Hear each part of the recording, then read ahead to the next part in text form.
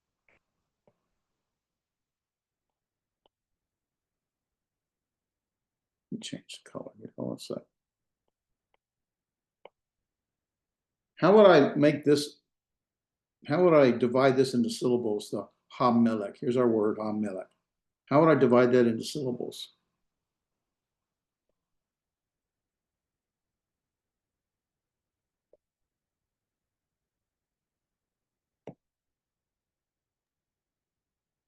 Is it ha, me, lek? Okay, but just do the first syllable for me again, please, David. Oh, the first syllable will be the hey and the patak with one M, right? Right, one mu, you're right. And the reason is because that dogish forte is doing what? It's adding Duplicating. a mem, right? And so our so Slavification would be dividing there and dividing there. And so you get ham right there, ham melek, right? Okay. I just kind of want to do a little review as we go, guys. So I don't want to go too fast, trying to make sure we pick it up. If you have any questions, just let me know. Here's the key. This is the basic form of the article. And basically, when you do it, this is king or possibly a king, but this is the king. And I can assure you, you'll get so comfortable seeing that, it will become automatic. Now, what will happen is the king, this definite article, will continue, but there will be variations. Aren't we lucky? There will be variations when this prefix is added to some letter, some words.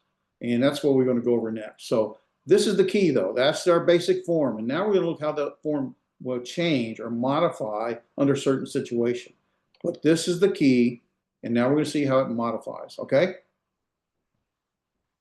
All right. So here is by it. This, somebody tell me, is that one syllable or two syllables?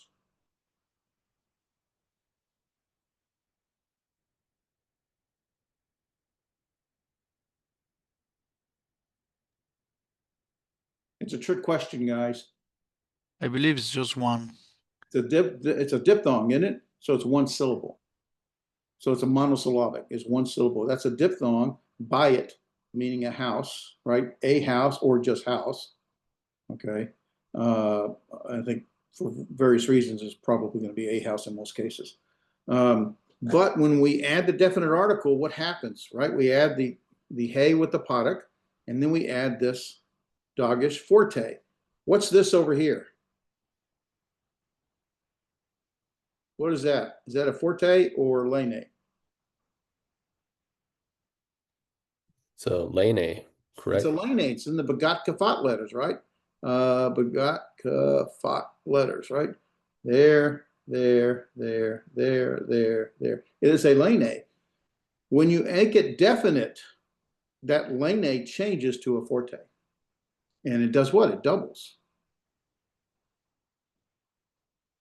And that's important to realize because that changes the pronunciation, the Slavification, that kind of stuff. Not that that's a really, really big deal, but still it's important to know. But it's going to, in fact, it's going to change that from a lene to a forte. And it's following the rules. If you remember, I don't remember the page number. Let me get my book. I don't remember the page number, but the rule is that a dogish forte will be preceded by a what? A short vowel. And so this right here is not preceded by a short vowel. There's nothing there. So it's a lene. It's in the Bagat Kafat letter, so it's going to be a lene. Could be a forte, but it's not because there's nothing preceding it. But when you put a short vowel to precede it, that lene becomes a forte. And that's exactly what happens. And I don't know if that's a reason it happens. It happens because we're adding the hey product with the dogish to it, dogish forte to it. Dedic, right? There's our final cough, right? Go below the line, dedic. This is a segment noun. It's road or a road, right? And we're going to make it definite. To make it the road, we're going to add our potic hey, our hey with the potic and the dogish forte. And all we did is that Douglas Lane is changed to a forte because we added the definite article. Go away. That's one of the problems when I use my iPad. Everything reads through it. Okay, so and so that definite article changes that Lane to a forte, and so and the same thing here, where we have this a definite Lane, Douglas Lane. We add the definite article with the forte, and that Lane changes to a forte, and that's it. So you have Dedek, a road or road. Ha Dedek is the road. Torah, here's a, anybody remind me, is this a masculine or a feminine word, Torah?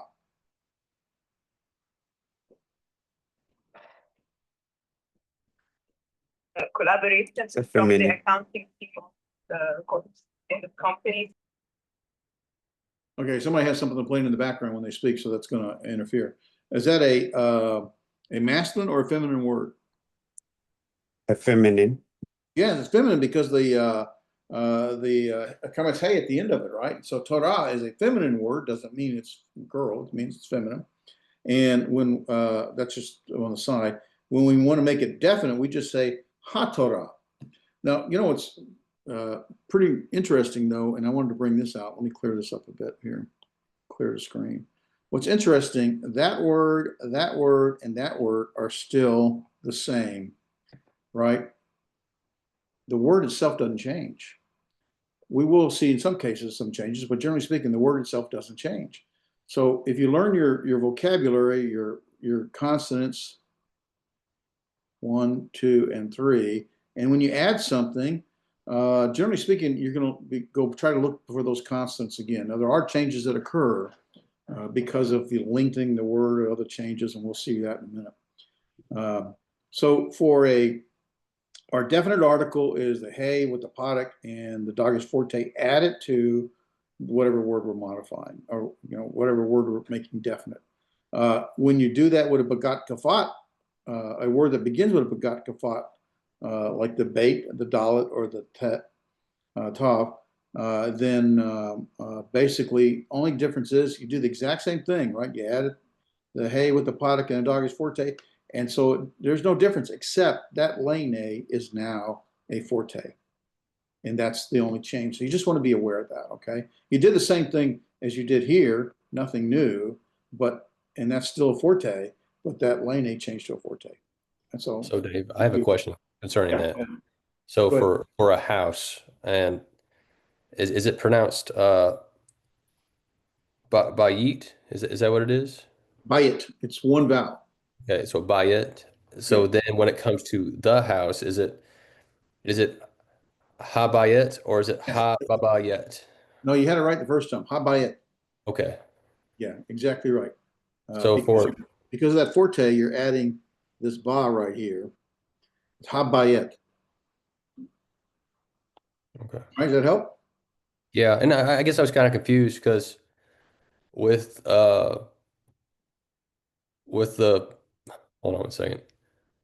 The Dagesh Forte, I thought looking at the book where it has it doubled, I thought it meant like you say it like twice. If that makes any sense. Kind of like, Well, you do, but understand when you make let me clean this up a bit for you. Let's clean this up here. What happens is what you're doing. Let's take Habayet. So we'll do it with the article.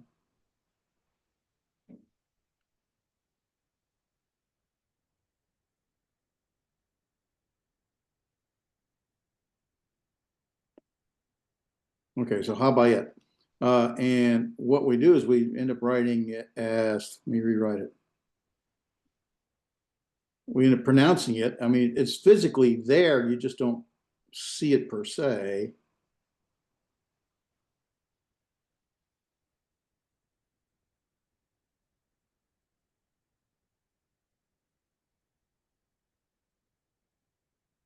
And then when we make it into syllables, we basically have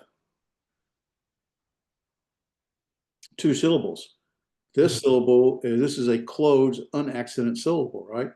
And so it's going to be hav Hab, excuse me, hard to be, hab, and this is one syllable, bayet. Okay, Okay. that makes more sense. All right. So we're going to keep seeing what happens when we bring that article to other words that maybe cause some difficulty for the Dogged Forte. What we still see is that hay continue to be provided. But when we come up against, the definite article comes up against words that are guttural words, and that is, let's start with just these 3 gutturals, right? There are 5 gutturals, right? We also have the hay and the het. That'll come next. But when we come into the aleph, the resh, or the ayin, then for example, in the word ish, meaning a man or just man, right? When we add it, what happens to the guttural? Where's that doggish forte? Well, remember, a guttural will not take a doggish. It won't take a doggish lane. It won't take a forte. One of the instructors I listened to a while back, he says it's like a force field. I think of if you ever, I don't know if the folks from Ghana ever got to see or knew about the movie Star Trek or the show Star Trek. And Captain Kirk would tell Lieutenant Uhura, turn on the, or whoever, turn on the force field, right? So they put a force field around so that the photons couldn't get to them. Well, that's the force field. So a doggish cannot get to a guttural. Period. It just will not happen. So what happens is, because that doggish is not there, you get what's called compensatory lengthening, and so this ha podic changes to a ha comates. Why? Well, that's an A class, or excuse me, that's an A class vowel, right? That's an A class vowel. But if you have your long vowels, comates, and then your short vowel, podic, that's your A class vowel. And then of course you have the reduced vowels, which would be like the podic, sigol, hatef podic. And so all it did is reduce or lengthen, excuse me, in this case, to there. So it's called compensatory lengthen. It had no choice. It was obligated.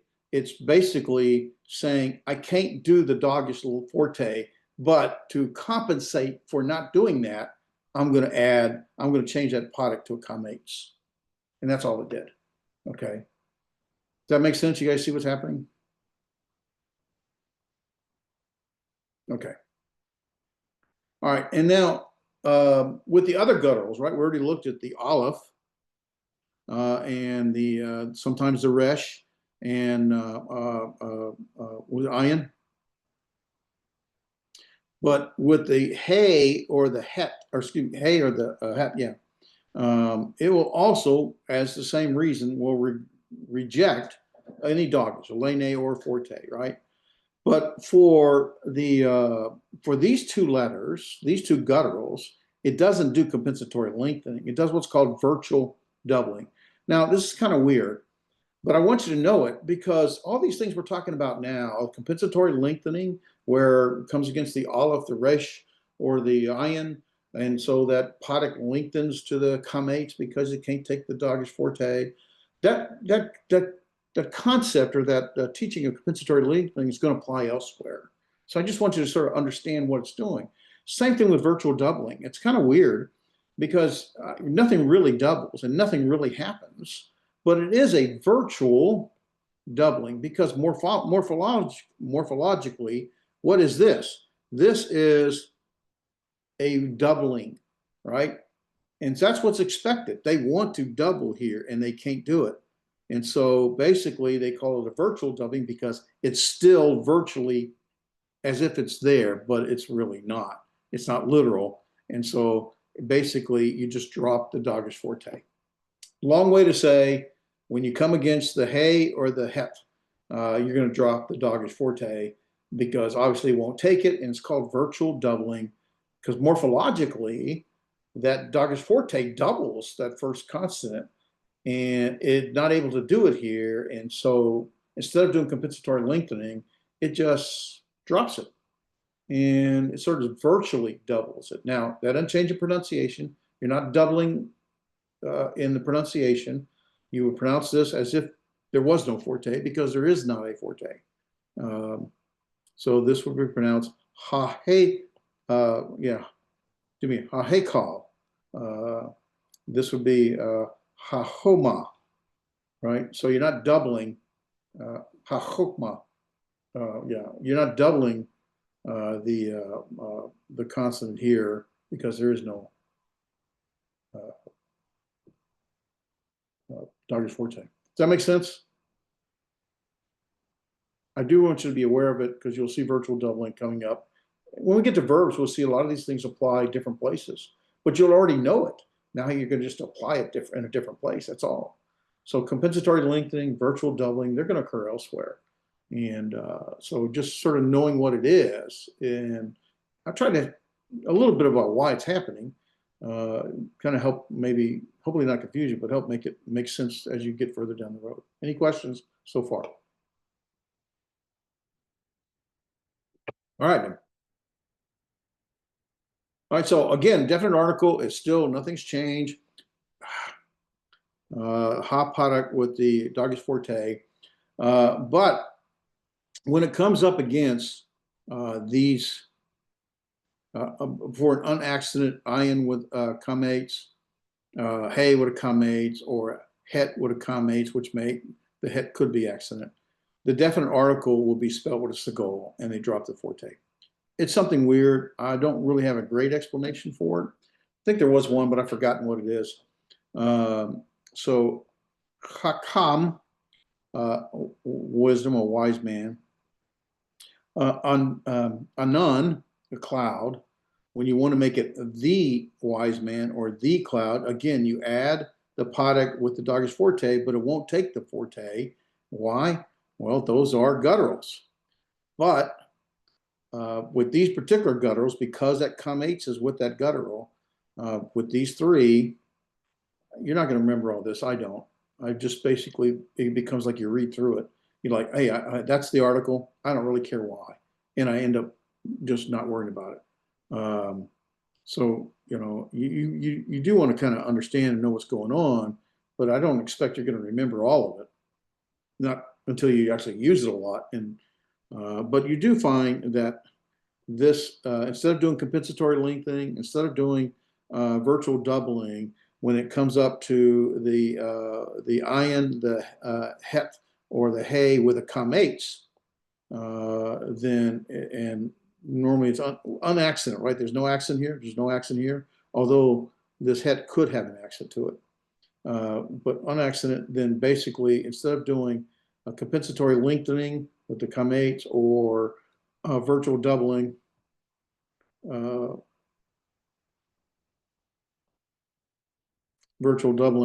again, no Doggis Forte, it just changes to a segol. I don't know why. Just know that it does that. It's not, that doesn't happen a lot, but it does do that. Okay, something else that occurs. You know, remember when we had the begot kafat letters, right? The begot, let's see, kafat letters, right? The tav, the pay, the kaf, the tau, the Gimel, gimel, and the bet. bet. Well, all that is an acronym for you to sort of know that those are letters are going to take a Doggis. If it takes a Doggis lane, it's going to make a hard sound to it. That's all that is, right? Well, this is also something similar called the Skinnin levy. When I had Hebrew, they really didn't do this, but so this is new to me. But Skinnin levy. Well, it's again just sort of this acronym. It's not even an acronym. Basically, the S is for all. If you look on it's in your book. The S is for all the S-sounding letters: the samek, the sadeh, the sin, and the shin. Right. So the samek, the sadeh, the sim. Well, that's a shin. So make that the sim, so that's the S. And then you have the Qaf, the Nun, the Mem, the Lamed, the Vav, and the Yod, right? Yod. So those particular letters, especially you'll see here, the Yod and the Mem, basically, and you want to be aware of the Skinman levy. This S is for all these letters, and then the Qaf, the Nun, the Mem, the Lamed, the Vav, and the Yod. You want to be aware of it because you will see it again. Okay, so these are like foundational that's going to get applied later on. But here we're seeing with the Yod and the Mem, here we have this is from Yeled, meaning boys, and so this is Yeladim. Yeladim would be the plural form, right? So we got the plural form of boys. Here is Maraglim,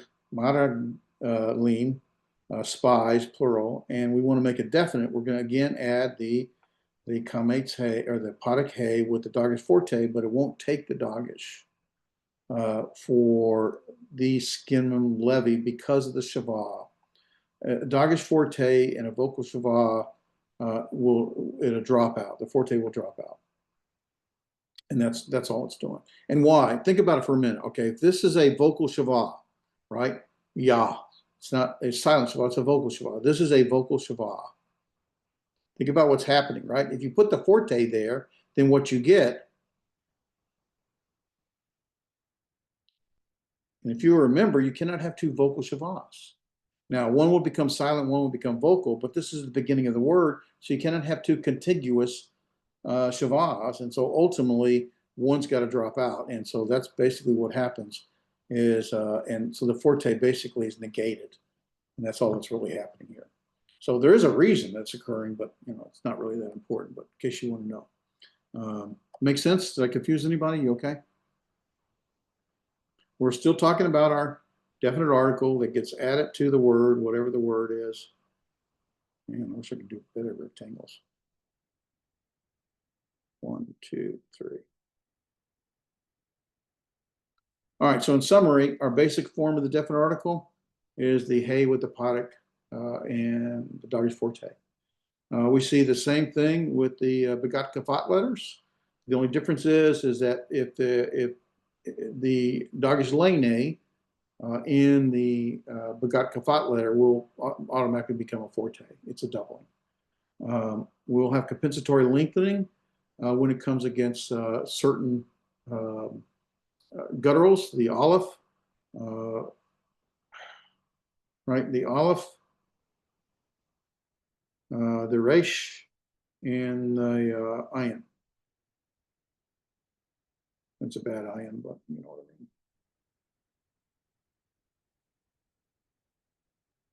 Okay. And we'll have virtual doubling. Basically, it's virtual. It's not, it's really like nothing happens, but it's a virtual doubling. And of course, that's going to be with the Hay and the Het. You can also have the irregular segols. Again, that will be with the Hay and the Het. Only though when you have the Kametz and in the first syllable, normally unaccented right there, except maybe for the Het. And then you have the Skinman levy thing, which basically for those particular letters, the sigma, the Sade,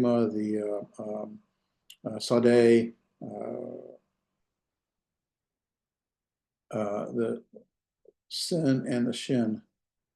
And then you have the other letters, the Qaf, the Nun, the Mem, the Lamed, the Vav, and the Yod. And so when that occurs, basically, it almost looks like nothing happens. The Forte drops is all it amounts to, okay? That is the definite article. Any questions?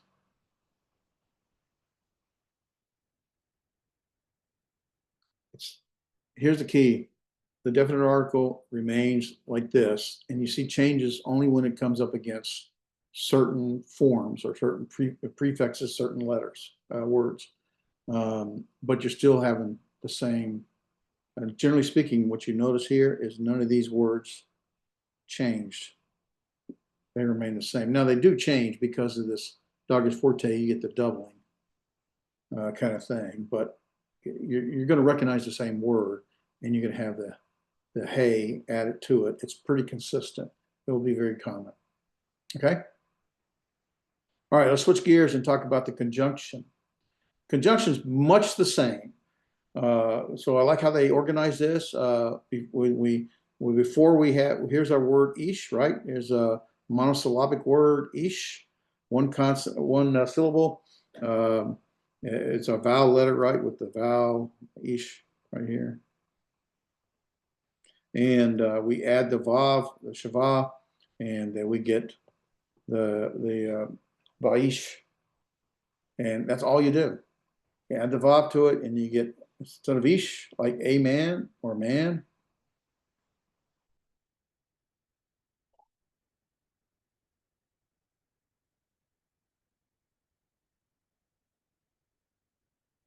Okay, you get, that's my daughter calling me.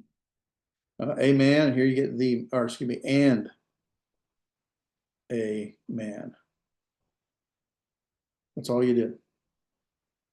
Very much the same. So I like the way they structure this. You learn about the definite article, how you add something to, you prefix something, and it doesn't change the word, but it does add something to it. It adds the article. In this case, it adds the conjunction and, right? That's what conjunction is, right? The conjunction is to join things together. So it's and this, and that, and that. And this is used a lot,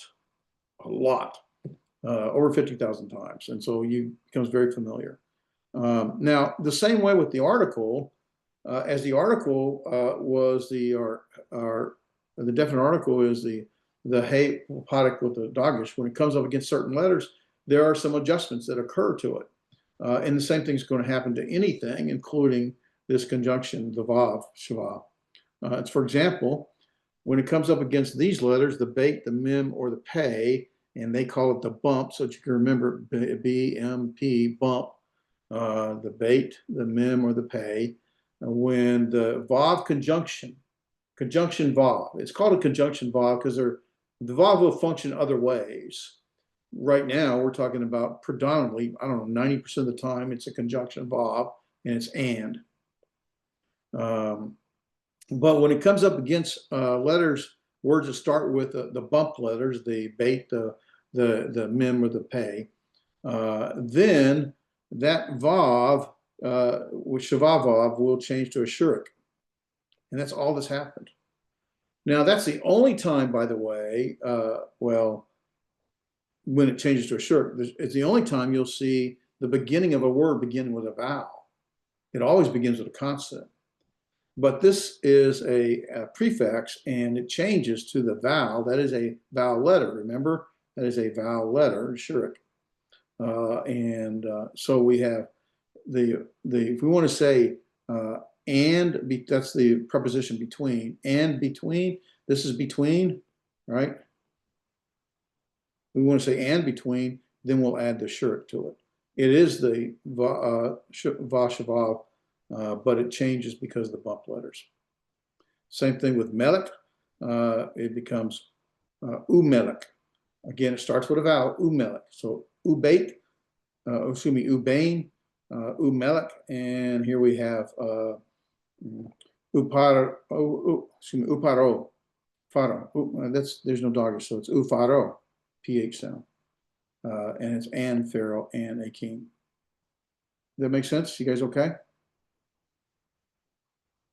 All right. Okay. So also, when it comes before a vocal shava, remember, consonant with vocal shava, it's going to get spelled with this shurik also. So when it's the bump letters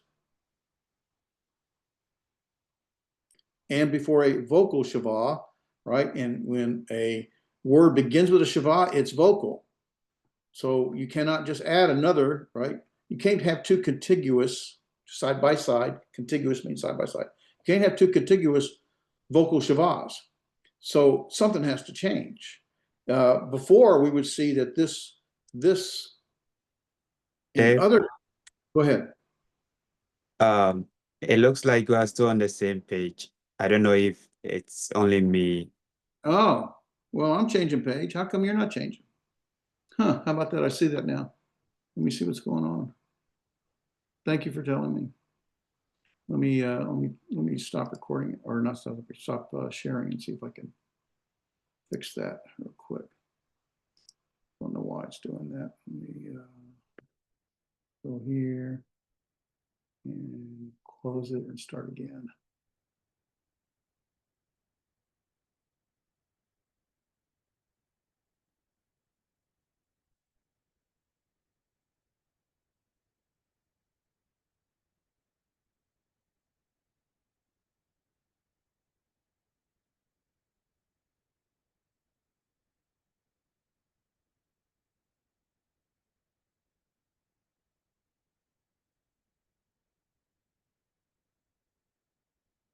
Okay, we're getting there.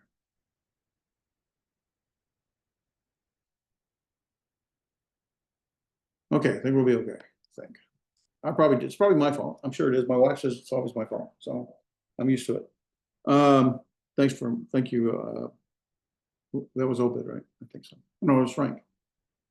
Thank you. When we add a conjunction vav, it's a conjunction vav before a vocal shavah. You cannot have two shavahs contiguous side by side at the beginning. At the beginning is a vocal shavah. You can't have two vocal shavahs. And so ultimately what happens when we did this before, what will happen is that first shavah would change to, if I remember right, a padik or hirit. No, it would change to a hirit. I think one of the two, I don't remember. But when we add a vocal or a vav conjunction, a conjunction vav, it's going to change to a shirt. So when we have a bump letters that we're adding the conjunction vav to, or when we have a vocal shavah that's coming up against, then it will change to a shirt. Okay? And we get and young men and books and Samuel. Let me pick on Samuel. Samuel got extra points on his quiz because he spelt his name in Hebrew, Samuel. And I said, oh, so I made up for all the points he lost. So anyway, I thought that was funny. Okay, so we'll also see that before accented syllables. Now, an accented syllable is going to be a monosyllabic syllable, right? What this aleph is a quiescent aleph. Remember, we had a quiescent aleph. There's no pronunciation to it. There's one vowel. Here's our consonant, the sadeh, with the holum right there. Here's our final. So this is a unaccented, or excuse me, an unpronounced quiescent aleph. And so ultimately, that is a monosyllabic, and because it's monosyllabic, that is the accent. Zone, sheep. And so a monosyllabic word, here's our accent right here. So when the vocal, or excuse me, the vav conjunction comes up against an accented syllable, right? Like a seglet noun or a monosyllabic one, then this, they want to keep what's happening is they want to keep the accent on the syllable. And so to do that, basically, well, I don't know if that's the case or not. I could be wrong. Effectively, that shavah changes to a kamates. Yeah, it does keep the accent. I think that's exactly what they're doing. Va lechem, va lechem, va vazon, and sheep and bread or food, Okay, so we see the same vav conjunction, but it changes when it comes up against a accent syllable right there to the kamates versus the bump. I know I'm doing this over and over again, but repetition works.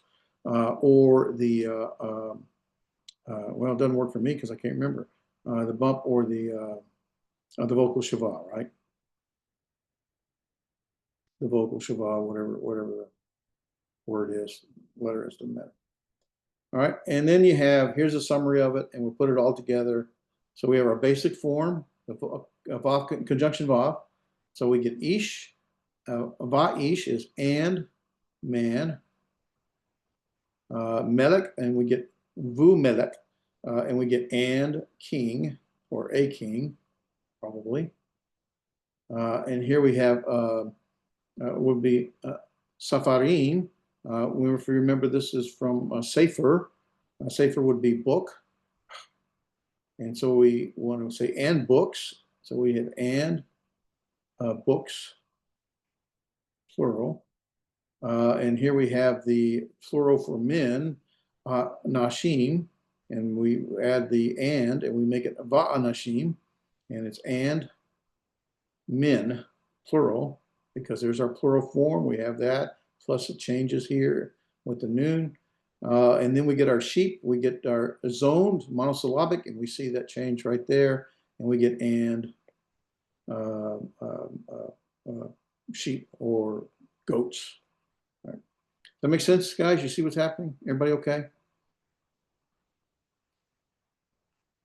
Good? Yeah, I mean, it seems like there's a lot to kind of focus on, but Yeah. it seems understandable in the sense that you can just look at the very beginning of it and notice that, okay, that's a conjunction. And even if Perfect. you don't know how to change it, you like, I know that is There like, you go. That's the most important thing. You can will automatically see the definite article will be recognizable. You'll automatically recognize that it's conjunction. You may not necessarily recognize right away what changes occur, why it's a shurik instead of a conjunction of av. But the other thing is that this conjunction, or excuse me, a definite article or the conjunction vav is never standalone, ever, ever. You'll never see it by itself. It's always joined to a word, and it's always at the beginning of a word, so it becomes very recognizable. I think, is there more slide? Okay. Now, the only thing I didn't go over here, I don't know if it's in our book or not. I think we might do it next time, is that there are words you could say, let's say Melech. All right, let's take Melech. We'll say Melech is our word. How much time do I got? Okay, I got a couple minutes. Melech.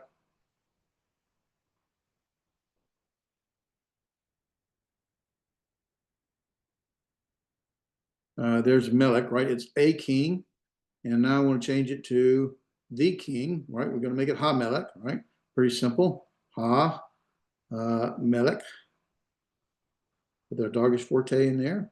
And we'll keep that the same. Keep that the same. And we'll do our final cough right there, right? Good. Now what do I want to say? And the king. Well, I just add that. Well, yes, you do. But oftentimes what will happen is that this may drop out. And what will happen is that you'll get our Melech here. I'm going on memory, so I don't know if I have 100% right, but with the same concept, it changes. That remains the same, right? And now I want to say the and the king. So I need both. I need both of these.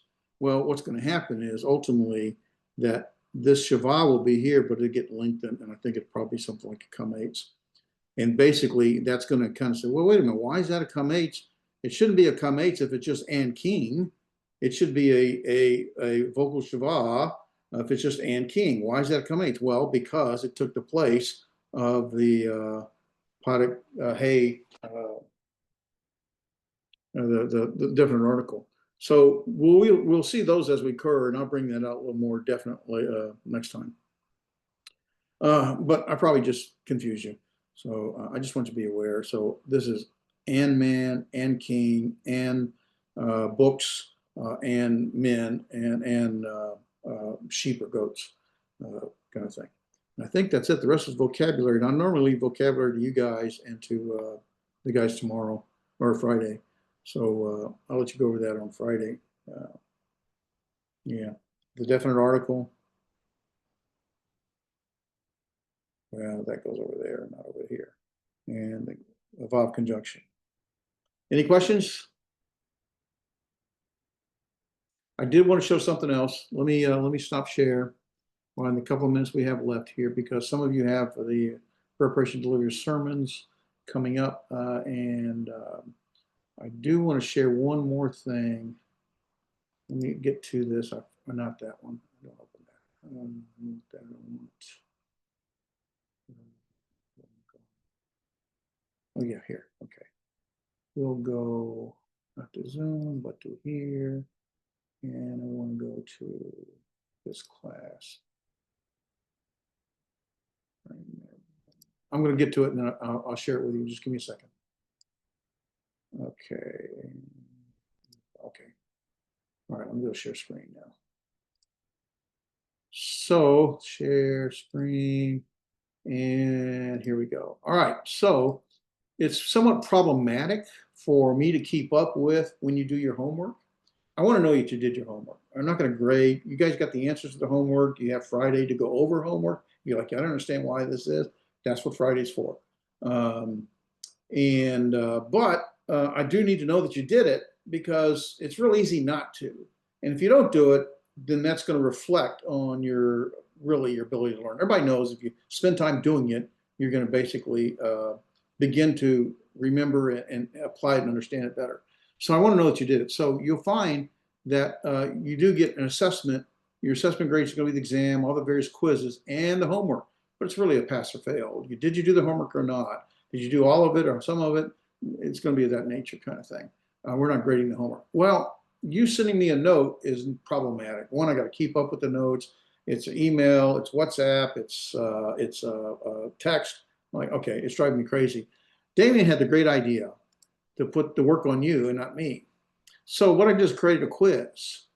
And the quiz basically is homework chapter 1 through 3, homework chapter 4, homework chapter 5, 6. And if you go to the quiz and you take the quiz, let me get to where I can see it. You go to the quiz and you take the quiz like you would take any quiz, basically, and you go take it, it's going to have one question only. Did you complete the homework? And it's a yes or no answer. So you have a choice, yes or no. You don't get a grade. You just get yes, 1 point, no, no points. And ultimately, it'll mark it as wrong if you say no. So if you complete, so every week you need to go into the LMS to the quiz and says, I did it or I didn't do it. And it's the honor system. There's no question. It's the honor system now. If you're sending me a text, there's no question of that. You know, God knows, and it will show reality. If you're struggling, continue to struggle, it'll be pretty clear you probably didn't spend enough time, especially with the homework. That's really going to be on you, not on me. Anyway, to make it easier just to keep track, if you go in and take the quiz for the chapters, then basically it'll keep a record of what you did or didn't do, and it'll just make it easier for us. It is an extra, instead of you emailing me or texting me or WhatsApp me, basically you just do the quiz. And it'll be one question. I think it's pretty straightforward. Let me preview quiz. So it's going to ask, did you complete the assigned homework? Yes. Boom. Submit. You're done. You're about to submit the quiz. And okay, thank you. You completed your quiz successfully. That's it. Okay. Easier for all of us, I hope, because it's just a pain to track. And this will help us track it. All right. And I appreciate your patience with me. Any questions? But the actual quizzes, though, you still want those emailed to you? Yeah, they have to be. Now, some people, if you're able to scan it and send it to me, perfect. That makes life so much easier for me. Some people don't have scanners; they can't do it. They'll take a picture of it. That's a lot more work for me. I've got to convert it to each page to a PDF, then I got to combine the pages. Then I can grade it. But that's the way it is sometimes. But yeah, unfortunately, I looked at trying to do the quizzes here, but truthfully, that Hebrew is just not going to work in this LMS English system. It's just not going to recognize and do the grading. So we're going to keep doing that manually, unfortunately. So until I find a better way, yeah. And one more question concerning the quizzes. That email that you sent, and you gave a list of people who have done certain quizzes. Yeah. I have a question because I was looking at the assignments. Were we supposed to do quiz number 2? Because I thought it went quiz 1, then quiz 3, and then Yeah, I think quiz 2 is kind of messed up. Actually, I've noticed a couple problems with it, so I'm gonna just bypass quiz 2 for everybody. If you haven't done it, don't worry about it. If you did it, good. You're smarter than everyone else.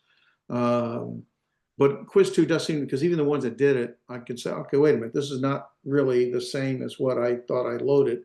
So, and I didn't see. I looked like you. I looked in here.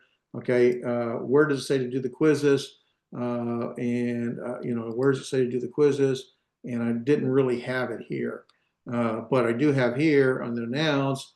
Let's see, I think here, yeah, do quiz number 3. So there's some things that are missing in my notes, so I won't hold you accountable for that. And of course, those quizzes are all found. We all know, right?